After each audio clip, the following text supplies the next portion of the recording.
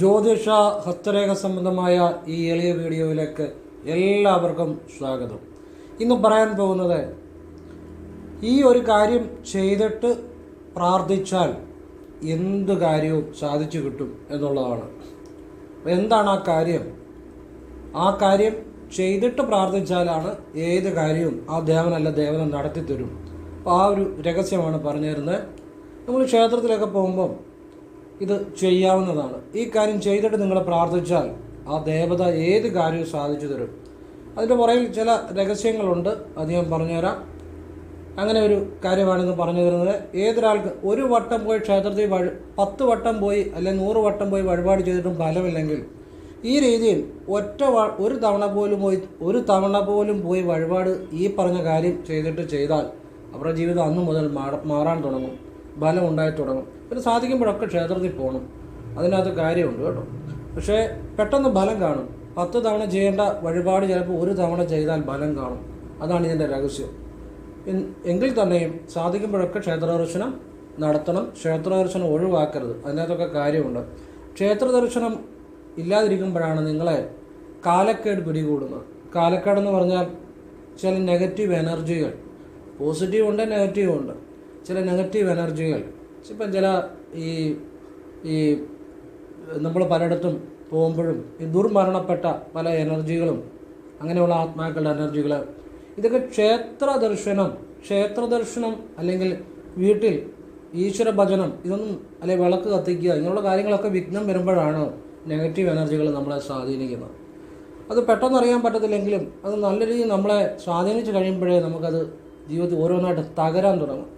പിന്നെ അതിന് പല കാര്യങ്ങളും തകർച്ച ഉണ്ടാകും. അതുകൊണ്ട് കഴിവതും ക്ഷേത്ര ദർശനം കഴിവതും ഒഴിവാക്കരുത്, ചെയ്യണം. കാരണം കൃത്യ അനുഭവത്തിൽ ഞാൻ പറയുന്നത് 15 കൊല്ലത്തോളം ക്ഷേത്രത്തിൽ പോകാതിരുന്നു ഉള്ളതെല്ലാം നശിച്ച് പോയി. പിന്നീട് വലിയ ലക്ഷാധിപതിയായ ആളുകളെ എനിക്കറിയാം. ക്ഷേത്രത്തിൽ പോയി വഴിപാടൊക്കെ ചെയ്ത് അവരാദ്യം ചെയ്തു തുടങ്ങിയ ഭദ്രകാളിക്ക് വെള്ളിയാഴ്ച കടുംബായുസവും ചെമ്പരത്തിമാലയാണ്. ഇന്നും ചെയ്യുന്നുണ്ട് ഞാൻ പറഞ്ഞിട്ട്. വലിയ സാമ്പത്തികത്തിലേക്ക് പിന്നീട് വന്നു. 15 വർഷം വെറുതെ പോയി. കലഹം, കഷ്ടനഷ്ടം, വഴക്കുകളെ, സാമ്പത്തിക നഷ്ടങ്ങളെ, ദാരിദ്ര്യം ഒക്കെ ആയിട്ട്. അതുകൊണ്ട് എനിക്കറിയാവുന്ന എല്ലാവരോടും പറയും, ക്ഷേത്ര ദർശനം ഒഴിവാക്കരുത്. അത് നിങ്ങളുടെ സമയദോഷം ഉള്ളപ്പോഴാണ് ക്ഷേത്രത്തിൽ പോകാൻ മടിയുണ്ടാകുന്നതും നിങ്ങൾ പോകാതിരിക്കാൻ വേണ്ടി ഓരോ കാരണങ്ങൾ ഉണ്ടാക്കുന്നതും. എന്തോ നിങ്ങൾക്ക് ഒരനിഷ്ടം വരാനിരിക്കുന്നു, അല്ലെങ്കിൽ സമയദോഷം പിടികൂടുന്നു, അതുകൊണ്ടാണ് കേട്ടോ. അപ്പോൾ അത് എനിക്കറിയാവുന്നവരോടൊക്കെ ഞാൻ ആ നല്ല കാര്യം പറഞ്ഞു കൊടുക്കും. ക്ഷേത്ര ദർശനം ഒരിക്കലും ഒഴിവാക്കരുത്. പ്രത്യേകിച്ച് ഭദ്രകാളി, ശിവൻ, കൃഷ്ണൻ, മുരുകൻ എല്ലാം ആയിക്കോട്ടെ. ഭദ്രകാളി എന്ന് പറഞ്ഞാൽ അമ്മയുടെ മുന്നിൽ നിൽക്കുമ്പോൾ തന്നെ നിങ്ങളുടെ ചുറ്റും അല്ലെങ്കിൽ എന്ത് നെഗറ്റീവ് എനർജി ഉണ്ടെങ്കിലും അതൊക്കെ ഒഴിഞ്ഞു പോകും. അത്ര ശക്തിയാണ്. അപ്പോൾ അതുകൊണ്ട് എനിക്കറിയാവുന്ന നല്ല കാര്യങ്ങൾ പറഞ്ഞു കൊടുക്കാറുണ്ട്. നിങ്ങൾ അതേ രീതിയിൽ മനസ്സിലാക്കുക. അപ്പോൾ ഞാൻ ഈ കാര്യം വിശദമായിട്ട് പറഞ്ഞുതരാം. അതിനു മുമ്പ് നേരിട്ട് ഒരു കാര്യം പറഞ്ഞിട്ട് വീഡിയോയിലേക്ക് വരാം. നേരിട്ട് കൺസൾട്ടിങ് ഇല്ല, വാട്സപ്പ് വഴി മാത്രമേ ഉള്ളൂ. അതും ഹസ്തരേഖ, സംഖ്യാജ്യോതിഷം, ഗ്രഹനില ഇതൊക്കെയാണ് ഞാൻ വിശകലനം ചെയ്യുന്നത്. ഒരാളുടെ ജീവിതത്തിൽ ഉയർച്ച ഉണ്ടാകാനുള്ള കാര്യങ്ങളാണ് പറഞ്ഞു കൊടുക്കുന്നത്. അവർക്ക് ഉയർച്ചയ്ക്ക് എന്ത് വേണോ അതെല്ലാം എൻ്റെ അറിവിലുള്ള ഞാൻ പരിശോധിച്ച ശേഷം എനിക്ക് മനസ്സിലാകുന്ന കാര്യങ്ങളെല്ലാം പറഞ്ഞു കൊടുക്കും. അപ്പോൾ അത് എത്ര സമയം എടുക്കുന്നു എന്ന് ഞാനവിടെ ചിന്തിക്കത്തില്ല. അത് എനിക്കൊരു തൃപ്തിയാണ്. ആ രീതിയിലാണ് പറഞ്ഞു കൊടുക്കുന്നത്. പിന്നെ അത് ഞാനാ സമയം കൊടുക്കുന്നത്. അത് എനിക്ക് ഫ്രീ ആകുമ്പോഴാണ്, അല്ലെങ്കിൽ ഞാൻ മുൻഗണനാക്രമ തീർച്ചയായുമാണ് കൊടുക്കുന്നത്. അതിപ്പോൾ അത് സമയമെടുക്കും. അങ്ങനെ താല്പര്യമുള്ളവർ ചെയ്യുക. ക്ഷേത്രത്തിലേക്കുള്ള നല്ല കാര്യങ്ങളായിരിക്കും, നല്ല പ്രാർത്ഥനകളും നല്ല വഴിപാടുകളും, സ്വയം ചെല്ലാവുന്ന നല്ല മന്ത്രങ്ങളും, ഭാഗ്യസംഖ്യ, ഭാഗ്യനിറം, തീയതി ഞാൻ പറഞ്ഞ തീയതിക്കകത്തൊക്കെ ഒരുപാട് കാര്യങ്ങളുണ്ട്. അതായത് ഞാൻ ഒരിക്കൽ പറഞ്ഞു 6, 15, 24 തീയതികൾ ജനിച്ചവർ 8, 17, 26 8, 17, 26 ഈ തീയതികളിൽ നല്ല കാര്യങ്ങൾ കഴിവതും ചെയ്യരുത്, ഒഴിവാക്കണം. കഴിഞ്ഞ ദിവസം ഒരാൾ വാട്സപ്പിൽ മെസ്സേജ് ഇട്ടപ്പം അവരുടെ ഒരു വിവാഹ തീയതി വരുന്ന 26/3 ഡൈവേഴ്സിൻ്റെ വക്കിലാണ്. ഡൈവേഴ്സ് ആയെന്ന് തോന്നുന്നു. എന്നുവെച്ചാൽ എല്ലാവരും അങ്ങനെ ആകുന്നല്ല. ചിലപ്പോൾ ഈശ്വരാധീനം ഉണ്ടെങ്കിൽ ഒരു കുഴപ്പമില്ലാതെ മുന്നോട്ട് പോകുക തന്നെ ചെയ്യും. കുഴപ്പമൊന്നുമില്ല. ദൈവാനുഗ്രഹം ഉണ്ടെങ്കിൽ. ദൈവാനുഗ്രഹം ഇല്ലാതെ വരുമ്പോഴാണ് നമ്മൾ അനുകൂലമല്ലാതെ ചെയ്യുന്ന പല കാര്യങ്ങളും വലിയ തിരിച്ചടികളാകുന്നത്. അപ്പോൾ അത് എല്ലാവർക്കും ദോഷമാകണമെന്നുമില്ല. ഈശ്വരാധീനം ഉള്ളവർക്ക് ഒരു കുഴപ്പമില്ല, വ്യക്തമായിട്ട് പറയുന്നത്. അപ്പോൾ ഈ തീയതി, ഞാൻ ആ പറയുന്ന തീയതികളിലൊക്കെ കാര്യങ്ങളുണ്ട്, പറഞ്ഞാൽ മനസ്സിലാകുന്നുള്ളൂ. അതുപോലുള്ള കാര്യങ്ങളാണ് പറയുന്നത്. അപ്പം ഞാൻ വിഷയത്തിലേക്ക് വരാം. നേരിട്ട് കൺസൾട്ടിങ് ഇല്ല. കാരണം വാട്സപ്പിലെ വർക്കുകൾ തന്നെ സമയത്തിന് തീരാറില്ല. എനിക്ക് നല്ല ക്ഷീണമുണ്ടെന്ന്, ഫുൾ ടൈം വർക്കാണ്. കാരണം അതിൻ്റെ ക്ഷീണം എനിക്ക് ശരീരത്തിനുണ്ട്. എങ്കിലും വർക്ക് ചെയ്യാതിരിക്കാൻ പറ്റത്തില്ല. അത് എപ്പോഴും ഇങ്ങനെ വന്നുകൊണ്ടിരിക്കും. ഞാൻ ഫ്രീ ആകാറേ ഇല്ല ഒരിക്കലും. ഈ ഒരു കുറേ വർഷങ്ങളായിട്ട് ഞാൻ ഫ്രീ ആകാറേ ഇല്ല. എപ്പോഴും എന്നും വർക്ക് കാണും. പിന്നെ ഞാനായിട്ട് ഏതെങ്കിലും വയ്യാഴിക വന്നാലോ അങ്ങനെ ഉള്ളൂ. അപ്പോൾ അതിന് ക്ഷീണം എൻ്റെ മുഖം കാണുമ്പോൾ നിങ്ങൾക്കറിയാം. അതുകൊണ്ട് ചെയ്യേണ്ട ഒരു വാട്സപ്പ് ഇടുക, ഞാൻ ഫ്രീ ആകുമ്പോൾ റിപ്ലൈ തരും. എന്നിട്ട് എങ്ങനെയാണ് ചെയ്യുന്നതെന്ന് പറയും. കേട്ടിട്ട് ആവശ്യമുണ്ട് ചെയ്യാം, അല്ലെങ്കിൽ ചെയ്യാതിരിക്കാം, അതൊക്കെ നിങ്ങളുടെ ഭാഗം. ഫോൺ വിളിച്ചാൽ കിട്ടത്തില്ല, അതുകൊണ്ടാണ് വാട്സപ്പ് ഇടാൻ ഒരു ഓപ്ഷൻ വെച്ചിരിക്കുന്നത്. പിന്നെ എല്ലാവരുടെയും വാട്സപ്പിൽ നോക്കാൻ പറ്റത്തില്ല, എല്ലാവർക്കും റിപ്ലൈ ചെയ്യാനും പറ്റത്തില്ല. പറ്റുന്നത് ചെയ്യും, അത്രയേ ഉള്ളൂ. പിന്നെ നേരിട്ട് വന്ന് നോക്കാൻ പറ്റാത്തതിൻ്റെ കാര്യം വാട്സപ്പിലുള്ള വർക്ക് സമയത്തിന് തീരുന്നില്ല, അതുകൊണ്ടാണ്. അപ്പോൾ ഇതെല്ലാ വീഡിയോയിലും ഫോൺ വിളിച്ചാലും കിട്ടത്തില്ല. ഇതെല്ലാ വീഡിയോയിലും പറയുന്നതിൻ്റെ കാര്യം പുതിയതായിട്ട് കാണുന്നവരൊക്കെ ഉണ്ടാകും, അവർക്ക് വേണ്ടിയാണ് പറയുന്നത്. സ്ഥിരം കാണുന്നവർക്കറിയാം, അവർ വാട്സപ്പിലേ എടുത്തുള്ളൂ. അപ്പോൾ ഇനിയും വിഷയത്തിലേക്ക് വരികയാണ്. അതിനു മുമ്പ് ഒരു കാര്യം കൂടെ പറഞ്ഞിട്ട് ഞാൻ വിഷയത്തിലേക്ക് വരാം. ഇന്ന് വാട്സപ്പിൽ കുറച്ച് മെസ്സേജ് കണ്ടു. ശിവവിദ്യ, ഇന്നലെ ഞാൻ പറഞ്ഞ ശിവയോഗ ചെയ്ത് അവർക്ക് നല്ല അനുഭവം ആയിരുന്നു എന്ന് കുറേ ആളുകളുടെ മെസ്സേജ് കണ്ടു. അതൊക്കെ വലിയ വിദ്യകൾ, അതൊന്നും ആരും പറഞ്ഞു തരത്തില്ല. ഒരു എത്ര വർഷം എത്ര ജന്മങ്ങൾ ഗുരുവിൻ്റെ പുറകെ നടന്നാൽ പോലും കിട്ടണമെന്നില്ല. അതുപോലുള്ളൊരു കാര്യമാണ് ശിവവിദ്യ ഞാൻ പറഞ്ഞു തന്നത്. ഈ വീഡിയോയുടെ തൊട്ട് മുമ്പത്തെ വീഡിയോ, അത് വളരെ സൂക്ഷ്മമായ ശിവവിദ്യ, സൂക്ഷ്മമായ രഹസ്യവിദ്യ, പ്രാണായാമം, അതൊക്കെ കിട്ടാൻ വലിയ പാടാണ്. കിട്ടും, നമുക്കൊരു പ്രയോജനമില്ലാത്ത ഒരുപാട് കാര്യങ്ങൾ കിട്ടും. പക്ഷേ ഇതുപോലുള്ള സൂക്ഷ്മവിദ്യകൾ, ഇത് ഞാൻ ഹൃദയത്തിൽ നിന്നാണ് പറഞ്ഞു തരുന്നത്. എൻ്റെ ഉള്ളിലും വെളിയിലും ശിവൻ മാത്രമേ ഉള്ളൂ. ഭഗവാനിൽ നിന്ന് കിട്ടുന്ന പോലെ തന്നെയാണ് നിങ്ങൾക്ക്. അത്ര സൂക്ഷ്മമായ രഹസ്യമായ വിദ്യയാണ് അത് കിട്ടിയത്. ഭഗവാന് നന്ദി. നമ്മളാരുമല്ല, ഭഗവാനെ മനസ്സാവാച കർമ്മണ ഭഗവാനെ മാത്രം ധ്യാനിച്ച് ഇരിക്കുന്ന ഒരാൾ മാത്രമാണ്, അല്ലാതെ നമ്മൾ വേറെ ആരുമല്ല. ഭഗവാൻ എല്ലാത്തിനും നന്ദി, മഹത്വം ശിവന്.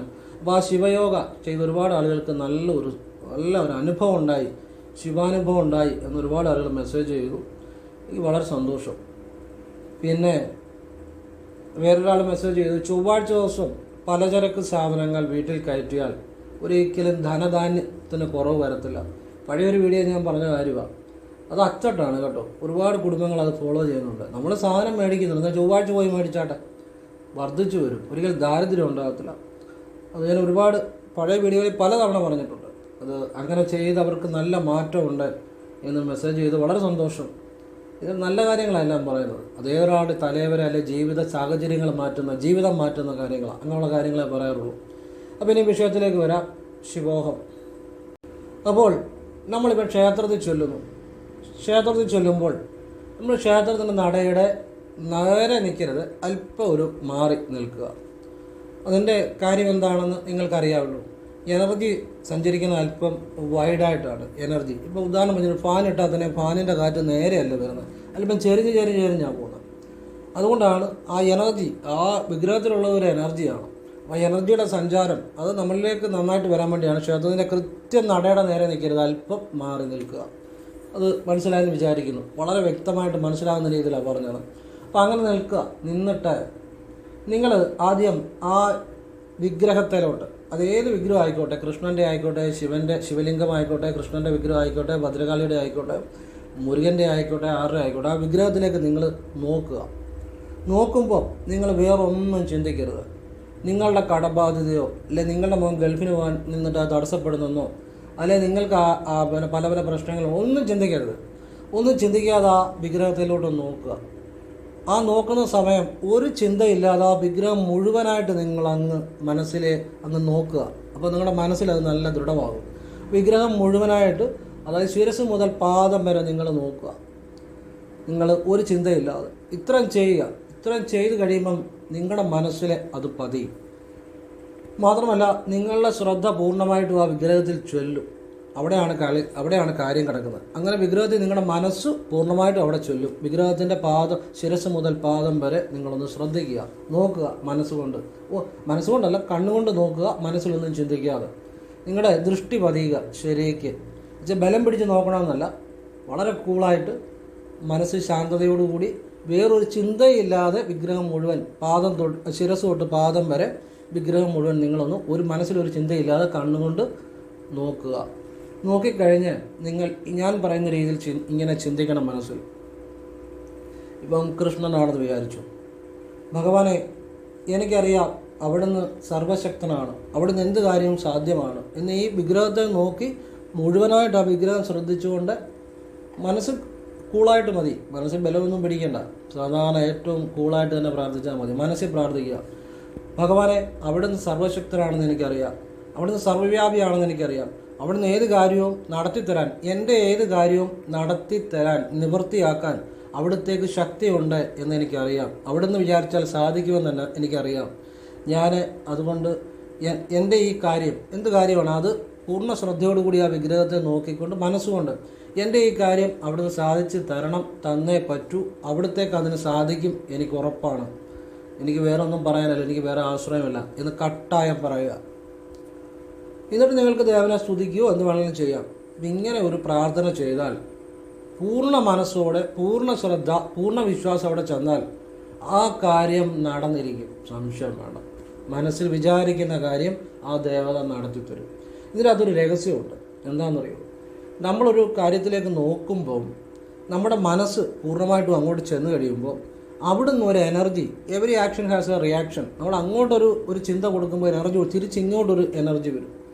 അത് നമ്മുടെ ഈ ആജ്ഞയിലാണ് അതിൻ്റെ റിഫ്ലക്ഷൻ ഉണ്ടാകുന്നത്. ഈ ആജ്ഞയിൽ ഉണ്ടായി കഴിയുമ്പോൾ, ആജ്ഞ എന്ന് പറഞ്ഞാൽ അത് ദൈവികമാണ്. അവിടെ ആ ഒരു എനർജി തിരിച്ചിങ്ങോട്ടൊരു ഫ്ലോ വന്നു കഴിയുമ്പോൾ ആ കാര്യം നിറവേറ്റപ്പെടും, ആ ഉദ്ദേശിക്കുന്ന കാര്യം നടക്കപ്പെടും എന്നുള്ളതാണ്. അതാണ് അതിൻ്റെ പ്രധാന രഹസ്യം. അത് ക്ഷേത്ര ദർശനത്തിൻ്റെ ഒരു പ്രധാന. അപ്പം നിങ്ങളുടെ മനസ്സ് പൂർണ്ണമായിട്ടും അങ്ങോട്ട് ചെന്നാലേ അവിടെ നിന്നൊരു ഊർജ്ജം ഇങ്ങോട്ട് വരത്തുള്ളൂ. അതാണ് അതിൻ്റെ ഒരു രഹസ്യം. അപ്പോൾ ആ ബിംബം പൂർണ്ണമായിട്ട് നിങ്ങൾ നോക്കുക, മനസ്സിൽ യാതൊരു ചിന്തയും ഇല്ലാതെ. അപ്പോഴാണ് പൂർണ്ണമായ മനസ്സങ്ങ് ചെല്ലുന്നത്. അല്ലേ നമ്മൾ നോക്കുമ്പം അപൂർണമായ മനസ്സായിരിക്കും ആ ദേവനിൽ ചെല്ലുന്നത്. നമ്മൾ നോക്കുമ്പോൾ നമ്മുടെ ദൃഷ്ടിയും നമ്മുടെ മനസ്സുകൂടെ അങ്ങ് ചെല്ലുന്നത്. മനസ്സിലാകുന്നുണ്ടോ? ഇങ്ങനെ നിങ്ങൾ ഒന്ന് പ്രാർത്ഥിച്ചിട്ട് നിങ്ങൾ എന്ത് വഴിപാട് ചെയ്താലും എന്ത് ചെയ്താലും അത് ഫലമാകും. യാതൊരു സംശയവും വേണ്ട. എന്ത് പറഞ്ഞാലും ആ ദേവത നടത്തി തരും. അത് ന്യായമായിട്ടുള്ള സത്യസന്ധമായിട്ടുള്ള കാര്യമായിരിക്കണമെന്ന് മാത്രം. മറ്റൊരുത്തിനെ ഉപദ്രവിക്കാനോ അങ്ങനെയുള്ള കാര്യങ്ങളൊന്നും പറയരുത്.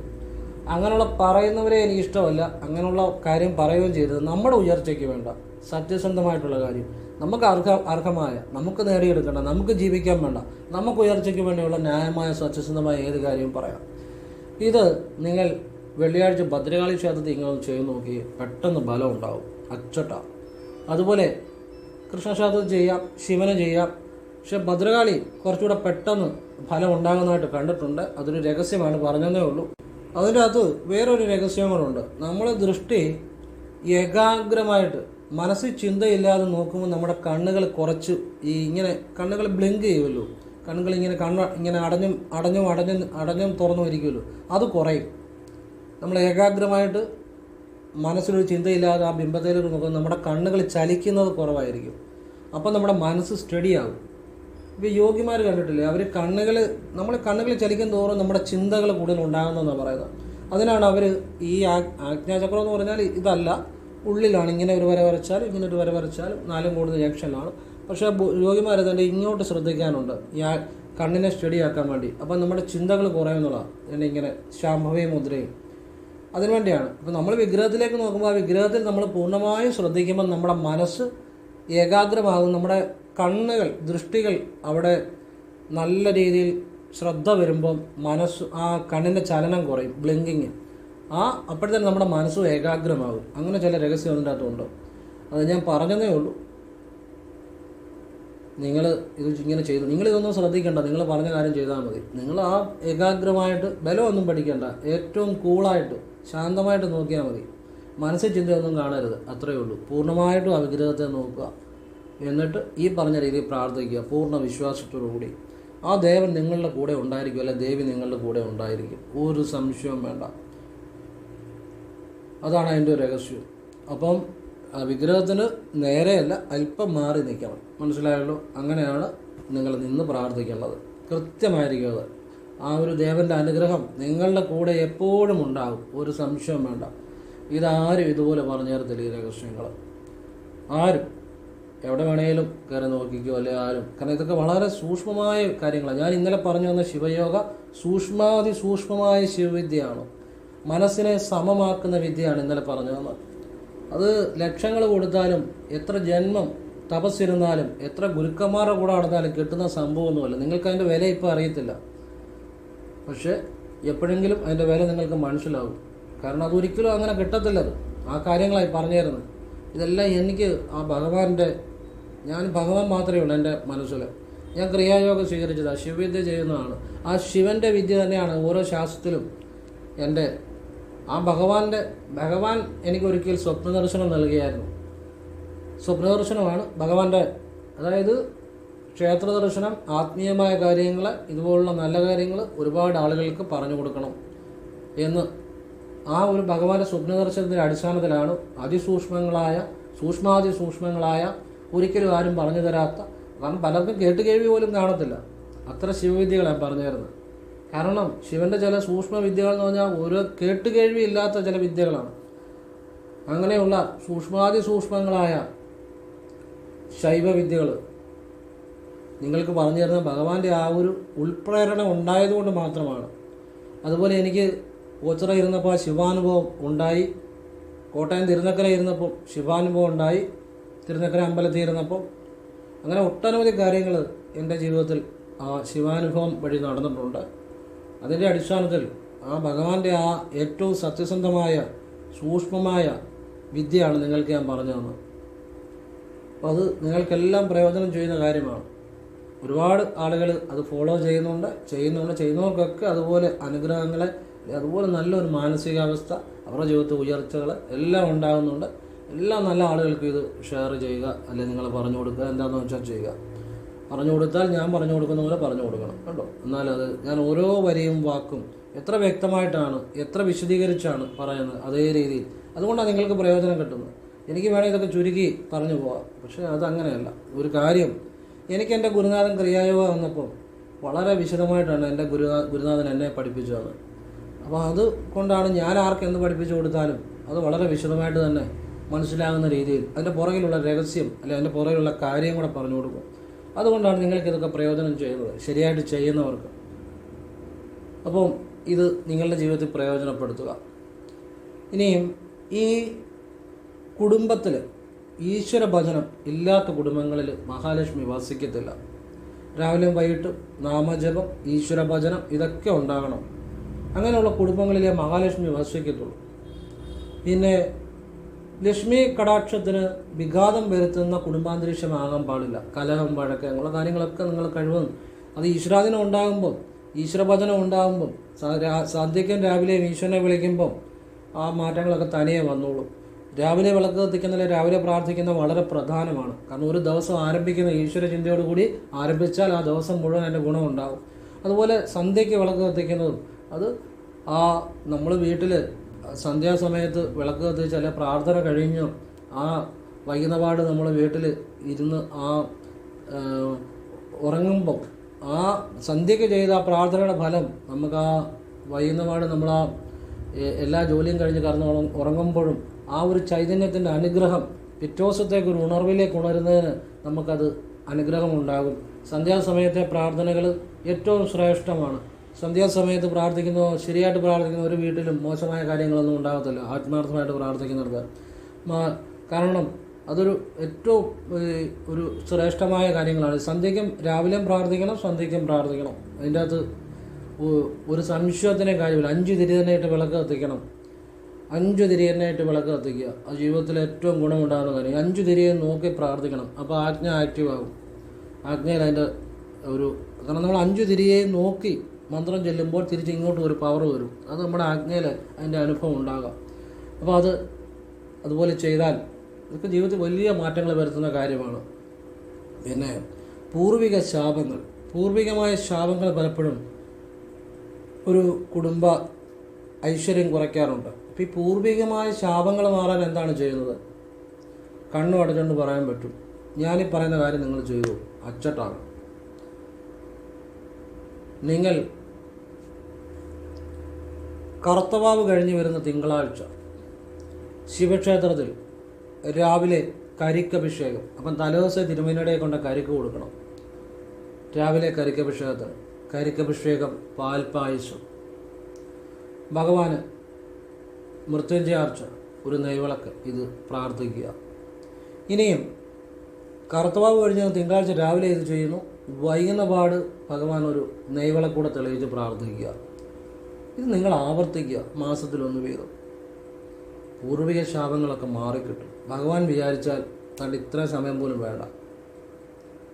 ഭഗവാൻ എല്ലാം മരുന്ന്. ഭഗവാനോട് നിങ്ങൾ പറയണം നമ്മുടെ ആവശ്യം. ഭഗവാനെ, എൻ്റെ എല്ലാ കുടുംബദോഷങ്ങളും മാറ്റിത്തരണേ. പൂർവികമായി വന്നു ചേർന്ന ശാപങ്ങളെല്ലാം ഭഗവാന്റെ കൃപ കൊണ്ട് മാറുമെന്ന് എനിക്കറിയാം. അത് ഭഗവാൻ എൻ്റെ കാര്യത്തിലും അങ്ങനെയുള്ള എല്ലാ ദോഷങ്ങളും മാറ്റിത്തരണം എന്ന് ഭഗവാനോട് പ്രാർത്ഥിക്കുമ്പം അത് അനുഭവമാകും. അങ്ങനെ പ്രാർത്ഥിക്കണം. അതാണ് അതിൻ്റെ അകത്തെ കാര്യം. നമ്മൾ ആവശ്യപ്പെടുക, അപ്പോൾ അത് കിട്ടും. അത് മാറ്റിത്തരും ഭഗവാൻ. ഭഗവാനെ ഭോലേനാഥൻ എന്നാണ് പറയുന്നത്. പെട്ടെന്ന് ഭഗവാൻ അനുഗ്രഹിക്കും. ഈ പാൽപ്പായസത്തിനും കരിക്കഭിഷേകത്തിനും നമ്മുടെ ഈ ശാപദോഷങ്ങളെ മാറ്റാൻ, മുൻജന്മ പാപങ്ങളെയും പൂർവിക ശാപങ്ങളെയൊക്കെ മാറ്റാനുള്ള ഒരു ശക്തിയുണ്ട്. അപ്പോൾ അത് നിങ്ങൾ കറുത്തവാവ് കഴിഞ്ഞ് വരുന്ന തിങ്കളാഴ്ച രാവിലെ അടുത്തുള്ള ശിവക്ഷേത്രത്തിൽ ചെയ്യണം. ഫലമാകും. അതുപോലെ കറുത്തവാവ് കഴിഞ്ഞ് വരുന്ന ശനിയാഴ്ച അടുത്തുള്ള ശിവക്ഷേത്രത്തിൽ രാവിലെ നെയ്യഭിഷേകം ചെയ്യുക. വലിയ മാറ്റം വരും. വൈകിട്ടൊരു നെയ്വിളക്ക് മാത്രം തെളിയിച്ച് കരഞ്ഞ് പ്രാർത്ഥിക്കുക, ആവർത്തിക്കുക. സമ്പത്തും അനുഗ്രഹവും സമൃദ്ധിയും ഒക്കെ ഉണ്ടായി വരും. പെട്ടെന്ന് ഫലം ഉണ്ടാകും, സംശയം വേണ്ട. പിന്നെ കറുത്തവാവിന് ഭദ്രകാളിക്ക് ഒരു 3 കൈ നെല്ല്, ഒരു കൈ വാരണം, ഒരു തൂശനില കൊണ്ടുപോകണം, അല്പം നെല്ല് കൊണ്ടുപോകണം. ഇത് ഒരു കൈ നെല്ല് വാരി, അമ്മ എൻ്റെ കുടുംബദോഷമെല്ലാം മാറ്റിത്തരണേ. അമ്മ വിചാരിച്ചാൽ നടക്കാത്ത ഒരു കാര്യമില്ല എന്ന് അടിയനറിയാം. അമ്മ എൻ്റെ കുടുംബദോഷം മാറ്റി കുടുംബൈശ്വര്യം നൽകണേ, അമ്മയെ സഹായിക്കണേ. അമ്മ വിചാരിച്ചാൽ ഒരു നിമിഷം കൊണ്ട് മാറും എന്ന് അടിയൻ ഉറപ്പുണ്ട് എന്നാൽ പറഞ്ഞ് അമ്മയ്ക്ക് അങ്ങോട്ട് നടക്കി വെക്കുക. സർവ്വമംഗളമംഗല്യെ ജപിച്ച് അമ്മയെ സ്തുതിച്ചിട്ട് അത് 3 പ്രാവശ്യം നമ്മളൊരു സഞ്ചി കൊണ്ടുപോകണം. അതിൽ നിന്ന് എടുത്ത് തൂശനിലയിലോട്ട് 3 പ്രാവശ്യം വെക്കുക. 3ാമത്തെ പ്രാവശ്യം ചേർത്തെടുത്തോണം. അല്പം മതി, ഒരുപാടൊന്നും വേണ്ട. ബാക്കി വീട്ടിൽ മിച്ചം കൊണ്ടുപോകരുത്. നല്ല ഇത് അമ്മയ്ക്ക് എന്നിട്ട് അടക്കി വെക്കുക. കറുത്തവാവിനെ ചെയ്യുക. ഏത് കുടുംബദോഷവും മാറിക്കിട്ടുമെന്നുള്ളതാണ്. വിശ്വാസത്തോടെ ചെയ്താൽ അമ്മയ്ക്കത് മാറ്റാൻ സാധിക്കും എന്ന് ഉറച്ച വിശ്വാസം നിങ്ങൾക്കുണ്ടെങ്കിൽ അതമ്മ മാറ്റിത്തരും. നിങ്ങൾക്ക് സംശയമാണെങ്കിൽ എന്നും സംശയിച്ച് നടക്കത്തേ ഉള്ളൂ. സംശയമുള്ളവർ ഒരിക്കലും രക്ഷപ്പെടത്തില്ല, അതറിയാവും. ഭാര്യയെ സംശയമുള്ളവൻ ഒരിക്കലും സമാധാനത്തോടെ ജീവിക്കത്തില്ല. തൊഴിലിൽ സംശയമുള്ളവൻ ഒരിക്കലും തൊഴിൽ കൊണ്ട് രക്ഷപ്പെടത്തില്ല. ചെയ്യുന്നതിലെല്ലാം സംശയമുള്ളവൻ ഒരിക്കലും അതുകൊണ്ടൊന്നും ഗുണമായിട്ട് വരത്തില്ല. പ്രാർത്ഥന ചെയ്യുമ്പോൾ സംശയമുള്ളവൻ അവൻ ഒരിക്കലും ആ ദൈവാനുഗ്രഹം ഉണ്ടാകാൻ പോകുന്നില്ല. വഴിപാട് ചെയ്യുമ്പോൾ സംശയമുള്ളവൻ ചെയ്തുകൊണ്ടേയിരിക്കും, പ്രത്യേകിച്ച് കാര്യമൊന്നും കാണത്തില്ല. അപ്പോൾ ഈ സംശയം ഏതിലുണ്ടെങ്കിലും അവരുടെ ഒരു രക്ഷയില്ല. അതുകൊണ്ടാണ് ഞാൻ പറയുന്നത്, ഒരു കാര്യം ചെയ്തു കഴിയുമ്പോൾ അതൊക്കെ മറന്നേക്കണം. മറക്കുന്നത് എന്തുകൊണ്ടാണെന്നറിയോ? സംശയമില്ലാത്തതുകൊണ്ടാണ്. നമ്മളത് വീണ്ടും ചിന്തിക്കുന്നത് എന്തുകൊണ്ടാണ്? സംശയമുള്ളതുകൊണ്ടാണ്. അപ്പോൾ അതൊക്കെ മറന്നേക്കുക. അത് ഞാൻ എല്ലാവരോടും പറയുന്നൊരു കാര്യം അതാണ്. എനിക്ക് എൻ്റെ ഗുരുനാഥൻ ക്രിയാകുണ്ടലും പ്രാണായാമം ആ വിദ്യ പഠിപ്പിച്ചു തന്നപ്പം വിശ്വാസത്തോടെ ചെയ്യാനാണ് പറയുന്നത്. വിശ്വാസത്തോടെ ചെയ്തില്ലെങ്കിൽ ആ വിദ്യ എനിക്ക് ബലമാകത്തില്ല. വിശ്വാസത്തോടെ ചെയ്യുന്നവന് ബലമാകും. അതുകൊണ്ട് നീ വിശ്വാസത്തോടെ ചെയ്യുക എന്നുള്ളതാണ് ആദ്യം പറഞ്ഞു വരുന്ന കാര്യം. വിശ്വാസത്തിന് പ്രാധാന്യമുണ്ട്. നിങ്ങളിപ്പോൾ ഒരു സ്ഥാപനം നടത്തുകയാണെങ്കിലും നിങ്ങൾക്ക് നിങ്ങളുടെ കൂടെ ഉള്ളവരെ പലപ്പോഴും വിശ്വസിക്കേണ്ടതായിട്ട് വരും. ആ വിശ്വാസത്തിന് വളരെ പ്രാധാന്യമുണ്ട്. ആ വിശ്വാസം ഇല്ലാത്തതുകൊണ്ട് ജീവിതത്തിൽ ഒരു സമാധാനം ഉണ്ടാകത്തില്ല. ഒരു കാര്യത്തിലും പൂർണ്ണത ഉണ്ടാകത്തില്ല. ഇപ്പം ഒരു വണ്ടി ഓടിക്കുന്നു, ആ വണ്ടി ഞാൻ ഓടിച്ചാൽ ഇടിക്കുമോ എന്നുള്ള സംശയമുള്ളവൻ്റെ വണ്ടി ഇടിക്കും, സംശയം വേണ്ട. അപ്പോൾ ആ വിശ്വാസത്തിന് വളരെ പ്രാധാന്യമുള്ളതുണ്ട്. വിശ്വാസം ഉണ്ടാകാൻ വേണ്ടി ഏറ്റവും നല്ലത് ഒരു മന്ത്രം എപ്പോഴും ഫ്രീ ആയിട്ടിരിക്കുമ്പോൾ മനസ്സ് ഇങ്ങനെ ഉരുവിട്ടുകൊണ്ടിരിക്കുക. ഫ്രീ ആയിട്ടിരിക്കുമ്പോൾ റോഡിൽ ക്രോസ് ചെയ്യുമ്പോഴോ വണ്ടി ഇരിക്കുമ്പോഴൊന്നുമല്ല, നിങ്ങൾ സ്വസ്ഥമായിട്ടിരിക്കുമ്പോൾ ഒരു മന്ത്രം എപ്പോഴും മനസ്സിലിങ്ങനെ പറഞ്ഞുകൊണ്ടിരിക്കുക. അത് നമശിവായ ആയിക്കോട്ടെ, ശിവായ നമ ആയിക്കോട്ടെ, ഓം കൃഷ്ണായ നമ ആയിക്കോട്ടെ, ഏത് മന്ത്രം അല്ലെ ഭദ്രകാളിയുടെ ആയിക്കോട്ടെ, നിരന്തരം അത് ഉരുവിട്ട് കഴിയുമ്പോൾ നിങ്ങളുടെ മനസ്സ് വളരെ ഏകാഗ്രമാകും. അപ്പോൾ നിങ്ങളുടെ മനസ്സിലെ ഭയം നഷ്ടപ്പെടും. ഈ ഭയത്തിൽ നിന്നാണ് വിശ്വാസമില്ലായ്മ ഉണ്ടാകുന്നത്. വിശ്വാസമില്ലായ്മ നിങ്ങൾ മാറ്റാൻ നോക്കിയാൽ അത് അങ്ങനെ മാറത്തില്ല, ഭയത്തിൽ നിന്നാണ് ഉണ്ടാകുന്നത്. പറഞ്ഞ മനസ്സിലായി? നിങ്ങളിപ്പോൾ ഒരു വസ്തുവിൻ്റെ ഒരു പ്രതിബിംബം ജലത്തിൽ കാണുമ്പോൾ ജലത്തിലെ ആ പ്രതിബിംബം മാറ്റാൻ നോക്കിയാൽ മാറത്തില്ല. നിങ്ങൾ വസ്തു എവിടെയാണോ ഇരിക്കുന്ന ആ പൊസിഷനിൽ അത് ചിലപ്പോൾ നിങ്ങളുടെ കയ്യിലായിരിക്കും. നിങ്ങളുടെ കയ്യിലിരിക്കുന്ന ഒരു വസ്തുവിൻ്റെ പ്രതിബിംബമായിരിക്കും വെള്ളത്തിൽ കാണുന്നത്. അപ്പോൾ അതിൻ്റെ മൂവ് ചെയ്യിക്കാൻ നോക്കിയാൽ, വെള്ളത്തിൽ മൂവ് ചെയ്യിക്കാൻ നോക്കിയാൽ പറ്റില്ല, നിങ്ങളുടെ കയ്യിൽ നിന്ന് ആ വസ്തു മൂവ് ചെയ്യണം എന്ന് പറഞ്ഞ പോലെ ഈ വിശ്വാസം ഇല്ലായ്മ മാറണമെങ്കിൽ ഭയം മാറണം. ഭയം മാറണമെങ്കിൽ മനസ്സിന് ഏകാഗ്രത ഉണ്ടാകണം. ഏകാഗ്രത ഉണ്ടാകണമെങ്കിൽ സ്ഥിരമായിട്ടൊരു ഫ്രീ ആയിട്ടിരിക്കുമ്പോൾ ഒരു മന്ത്രം തന്നെ എപ്പോഴും മനസ്സിൽ ജപിച്ചുകൊള്ളുക. അപ്പോൾ ഏകാഗ്രത ഉണ്ടായി വരും. അപ്പോൾ ഓട്ടോമാറ്റിക്കായിട്ട് ഭയം മാറും, ഉത്കണ്ഠ മാറും, മനസ്സ് ഏകാഗ്രമാകും. മനസ്സിൽ പ്രാർത്ഥന ചെയ്താലും വഴിപാട് ചെയ്താലും ഫലമുണ്ടാകും എന്നുള്ളതാണ്. ഇത്രയേ ഉള്ളൂ കാര്യം. വളരെ സിമ്പിളാണ്. ഇതൊക്കെയാണ് അറിയേണ്ട കാര്യങ്ങൾ, ഇതൊക്കെയാണ് ചെയ്യേണ്ട കാര്യങ്ങൾ, ഇതൊക്കെയാണ് ജീവിതം മാറ്റുന്ന കാര്യങ്ങൾ. അല്ലെങ്കിൽ നമ്മൾ കുറേ കാര്യങ്ങൾ അറിയുന്നതുകൊണ്ടോ അതിലൊന്നുമല്ല കാര്യം. നമുക്ക് വേണ്ടത് എന്താണോ അത് അറിയുന്നതിലാണ് കാര്യം. അപ്പം ഇത് ചെയ്യുക. ഭഗവാൻ എല്ലാവരെയും അനുഗ്രഹിക്കട്ടെ. പിന്നെ നിങ്ങൾ എപ്പോഴും ആലോചിച്ചോണം, നിങ്ങൾക്ക് വേണ്ടി ആരെങ്കിലും എന്തെങ്കിലും ഒരു ജോലി ചെയ്താലോ ഒരു പ്രവൃത്തി ചെയ്താലോ അതിന് നിങ്ങൾ തിരിച്ചൊരു മൂല്യം കൊടുക്കണം. മനസ്സിലായി? ഒരു മൂല്യം കൊടുക്കണം, അല്ലെങ്കിൽ അത് ഫലമാകത്തില്ല. അതൊരു രഹസ്യമാണ്, എല്ലാവർക്കും അറിയാവുന്ന കാര്യം, എങ്കിലും ഞാൻ പറയുന്നേ ഉള്ളൂ. ഇപ്പോൾ ഒരു തിരുമേനി ഒരു വഴിപാട് ചെയ്താലും ഒരു ദക്ഷിണ സന്തോഷമായിട്ട് കൊടുക്കുക. അത് അർഹിക്കുന്ന, നിങ്ങൾക്ക് പറ്റുന്ന അർഹതയുള്ള രീതിയിലുള്ള ദക്ഷിണയായിരിക്കണം. 1 രൂപ 2 രൂപയല്ല. നിങ്ങളെ കൊണ്ട് പറ്റുന്നതും നിങ്ങൾക്ക് കൊടുക്കാൻ അല്ലെങ്കിൽ അതിന് അർഹിക്കുന്ന ഒരു തുകയായിരിക്കണം. അപ്പോഴാണ് അത് നീതിയാകുന്നത്. അത് ആര് ചെയ്തോട്ടെ, എന്ത് ചെയ്താലും നമ്മൾ അതിന് മൂല്യത്തിനൊരു ഒരു നമുക്ക് വേണ്ടി ആരെന്ത് ചെയ്താലും അതിനൊരു മൂല്യം നമ്മൾ കൊടുക്കണം. അത് കൊടുക്കാതെ വരുമ്പോഴാണ് ഈ ശാപങ്ങൾ വരുന്നത്. മനസ്സിലാകുന്നുണ്ടോ? ശാപങ്ങൾ ഉണ്ടാകുന്നത് അങ്ങനെ. ഇപ്പം ഗുരുവിന് അല്ലെങ്കിൽ നിങ്ങളുടെ കൂടെയുള്ള അല്ലെ ഒരു സ്ത്രീ ശാപം, ഗുരുശാപം, ഏത് ശാപം ആയിക്കോട്ടെ, ഈ അർഹിക്കുന്ന മൂല്യം അവിടെ കൊടുക്കാതെ വരുമ്പോഴാണ് ശാപം ഉണ്ടാകുന്നത്. അപ്പോൾ അത് കൊടുക്കാൻ ശ്രമിക്കുക. ഏതിനും അങ്ങനെ ഒരു മൂല്യം നമ്മൾ കൊടുക്കാൻ തുടങ്ങിയാൽ, ഇപ്പം നിങ്ങളുടെ കീഴിൽ ജോലി ചെയ്യുന്ന ഒരു ജോലിക്കാരൻ, അപ്പോഴേ ആ ജോലിക്കാരന് ഒരു കുടുംബം കാണും. അവൻ അതുകൊണ്ടായിരിക്കും ജീവിക്കുന്നത്. അവൻ രാവിലെ തൊട്ട് ഒരു 9 മണി, രാവിലെ ഒരു 9 മണി മുതൽ വൈകിട്ട് ഒരു 9 മണി അല്ലെങ്കിൽ ഒരു 7 മണി, ഒരു 6 മണി അല്ലെങ്കിൽ എത്ര ആയിക്കോട്ടെ, അത്രയും വരെയുള്ള സമയം ഈ കടയിലായിരിക്കും അവൻ ജോലി ചെയ്യുന്നത്. ആ സമയം കടയ്ക്ക് വേണ്ടി അവൻ ചിലവാക്കുന്നത്. അപ്പം ആ സമയം അത്രയും ചിലവഴിച്ചു കഴിഞ്ഞാൽ അവന് വേറെ വരുമാന മാർഗം കാണത്തില്ല. അപ്പം മുതലാളി അത് അറിഞ്ഞ് അവന് ശമ്പളം കൊടുക്കുക. ആ മുതലാളി ഇപ്പം ആ സത്യസന്ധമായ രീതിയിൽ അർഹമായ ശമ്പളം അവന് കൊടുക്കുക. അവന് അതുകൊണ്ടായിരിക്കും ജീവിക്കുന്നത്. അത് അർഹമായ ശമ്പളം കൊടുക്കാതെ അവൻ്റെ ശമ്പളം അവന് അനർഹമായ ശമ്പളം, അവന് അർഹിക്കാത്ത, അതായത് വളരെ കുറച്ച് ശമ്പളം കൊടുത്ത് അത് സമ്പാദിച്ചുകൊണ്ട് ബാങ്കിൽ ഇട്ട് കഴിഞ്ഞാൽ എന്ത് സംഭവിക്കും? ആശുപത്രിയിൽ പോകാതെ. അങ്ങനെ ഒരുപാട് അത് അനുഭവിക്കാൻ പറ്റത്തില്ല. സ്ഥലവും വീടും വിറ്റുപോയ മുതലാളിമാരും ആശുപത്രിയിൽ പോയി ജീവിതം തീർന്ന മുതലാളിമാരും ഒക്കെ ഉണ്ട്. അപ്പോൾ അവിടെ മൂല്യം കൊടുക്കണം. ആര് ജോലി ചെയ്യുന്നോ അവന് അതിനൊരു മൂല്യം കൊടുക്കണം. കൊടുത്തില്ലെങ്കിൽ ഇത് പിടിച്ചു വെച്ചാൽ അത് അനുഭവിക്കാൻ പറ്റത്തില്ല. അത്രയേ ഉള്ളൂ, വേറെ കാര്യമൊന്നുമില്ല. അപ്പോൾ ഇതൊക്കെ നിങ്ങൾക്ക് ഇഷ്ടമുണ്ടെങ്കിൽ സ്വീകരിക്കാം. സത്യസന്ധമായ കാര്യങ്ങളാണ്, ജീവിതത്തെ അറിഞ്ഞിരിക്കേണ്ട കാര്യങ്ങളാണ്. ഇതൊക്കെ അറിഞ്ഞിട്ടേ കാര്യമുള്ളൂ. ഇതൊക്കെ അറിഞ്ഞ് നിങ്ങൾ ഒരു വഴിപാടോ കാര്യങ്ങളോ പ്രാർത്ഥനകളോ ചെയ്യുമ്പോഴാണ് അതിനൊരു ഫലമുണ്ടാകുന്നത്. അപ്പം എല്ലാവരെയും ഈശ്വരൻ അനുഗ്രഹിക്കട്ടെ. ഓം കൃഷ്ണായ നമഃ. ശുഭോഹം. ഞാൻ എൻ്റെ അഭിപ്രായങ്ങളും അനുഭവങ്ങളുമാണ് പറഞ്ഞത്. നിങ്ങൾക്ക് ഇഷ്ടമുണ്ടെങ്കിൽ സ്വീകരിക്കാം, അല്ലെങ്കിൽ തള്ളിക്കളയാം, അത് നിങ്ങളുടെ ഇഷ്ടം. അപ്പം എല്ലാവർക്കും നന്മയുണ്ടാകുന്ന എൻ്റെ അഭിപ്രായങ്ങളും അനുഭവങ്ങളും ആണ് പറഞ്ഞത്. എൻ്റെ യാത്ര ശിവനിൽ നിന്നും ശിവനിലേക്കുള്ളൊരു യാത്രയാണ്. എൻ്റെ ഉള്ളിലെ ശിവനിൽ നിന്നും ആ പ്രപഞ്ചബോധമായ ശിവനിലേക്ക്, എല്ലാം ഒന്ന് തന്നെയാണ്. എൻ്റെ ഉള്ളിൽ നിന്ന് ഉള്ളിലേക്കുള്ള യാത്ര തന്നെയാണ്. ശിവനിൽ നിന്നും ശിവനിലേക്കുള്ള യാത്രയാണ്. ഉള്ളിൽ നിന്നും വീണ്ടും ഉള്ളിലേക്കുള്ള യാത്രയാണ്. ആ ഉള്ളിൽ തന്നെയാണ് പ്രപഞ്ചം. അപ്പോൾ ആ യാത്രക്കിടയിൽ, ആ ശിവനിൽ നിന്നുള്ള ശിവനിലേക്കുള്ള യാത്രക്കിടയിൽ ഞാൻ എൻ്റെ മനസ്സിൽ ശരിയെന്ന് തോന്നുന്ന ചില കാര്യങ്ങൾ പറഞ്ഞതേ ഉള്ളൂ. എല്ലാവരെയും ഈശ്വരൻ അനുഗ്രഹിക്കട്ടെ. ഓം കൃഷ്ണായ നമഃ. ശിവോഹം.